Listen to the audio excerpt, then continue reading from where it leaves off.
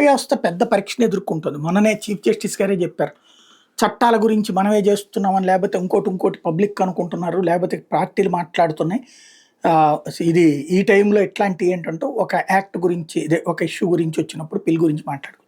కానీ వివాదాస్పదమైనటువంటి మొన్న ఈ మధ్యన అత్యాచారాలకు సంబంధించినటువంటి తీర్పులు ఒక ఎత్తు అయితే, ఇప్పుడు మొన్న 2023 సంవత్సరంలో ఒకసారి మనం గుర్తించుకుంటే పార్లమెంట్ మీద దాడి. పార్లమెంట్లోకి ఒక నలుగురు ప్రవేశించి అక్కడ విజిటర్స్ గ్యాలరీలో నుంచి ఒక్కసారిగా దూకినటువంటి వాళ్ళు ఒకళ్ళు, ఇద్దరు అక్కడ బయట ఒకళ్ళు, లోపల ఇద్దరు ఒక దాన్ని ఏమంటారు, దీపావళి మందు సామాన్లకు వాడేటటువంటి తరహాలో ఒక దాన్ని పేలుడు పదార్థాన్ని వాడారు. అయితే పేల్చడం కాదు మా ఉద్దేశం, ప్రభుత్వాన్ని ఎలక్ట్ చేయడం, మా ఇష్యూ డైవర్ట్ ఇదే చర్చకి రావడం. వాళ్ళు ఏమి ఇష్యూనో ఎవరికి తెలియలేదు, కాకపోతే ఇచ్చేశారు. వాళ్ళ మీద యూఏపీఏ యాక్ట్ కింద కేసు పెట్టారు, అరెస్ట్ చేశారు, జైల్లో పెట్టారు. వాళ్ళకి సంబంధించినటువంటి కేసులో ఇప్పుడు ఢిల్లీ హైకోర్టు ఏమంటుందంటే అదేమీ ప్రమాదకరమైనటువంటిది కాదు, రంగులు వెదజల్లేటటువంటిది.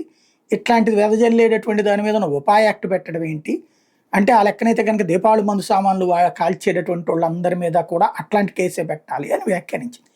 కాస్త ఆలోచించాలి కదా, న్యాయమూర్తులు కదా. పర్పస్ ఏంటి? ఇప్పుడు మర్డరు చేయడం, మర్డర్ని చెయ్యాలనుకోవడం. మర్డర్ చేస్తే అంత నేరం, మర్డర్ చెయ్యాలనుకునే నేరానికి కొంత తక్కువ శిక్ష ఉంటుంది, అంతేగాని శిక్ష అయితే పోదు కదా.